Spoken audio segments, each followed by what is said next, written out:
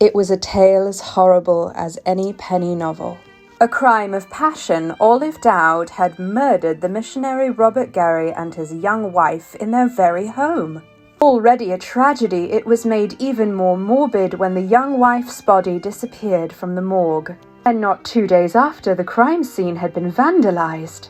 All their valuables gone.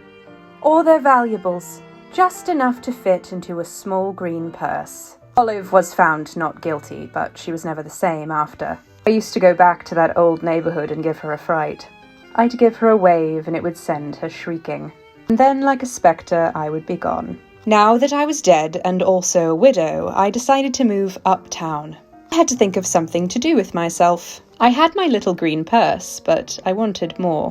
One house by the park always had its lights on at night.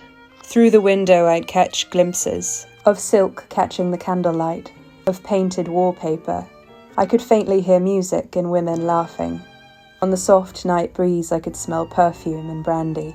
I'd read about houses like that in books. Eleanor said it was no place for her, as she'd been highborn. She said it was no place for me, as I was not pretty.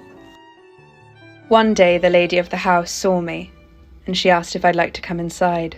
It was among whores that I learned to be a lady. I learned how to be one thing while seeming to be another. I learned all the things that ladies did, but also all the things ladies pretended they didn't know. I learned to not be afraid of myself, and I was greatly rewarded. I learned that shame is a useless emotion.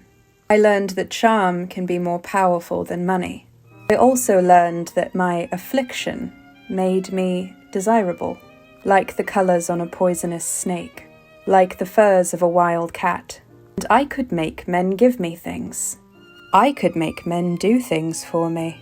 Soon I found my little green purse quite full of gifts. Bracelets, rings, and strands of pearls. Here I also learned that I was witty. I was playful. And I was good at what I did.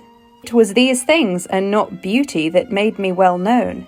Well known enough to entertain members of Parliament and some royals. Perhaps a prince or two. I didn't eat any royals, but I wasn't going down to the docks anymore. I no longer had to starve. I no longer had to beg. None of the women did. We did as we liked, and what I liked was being full.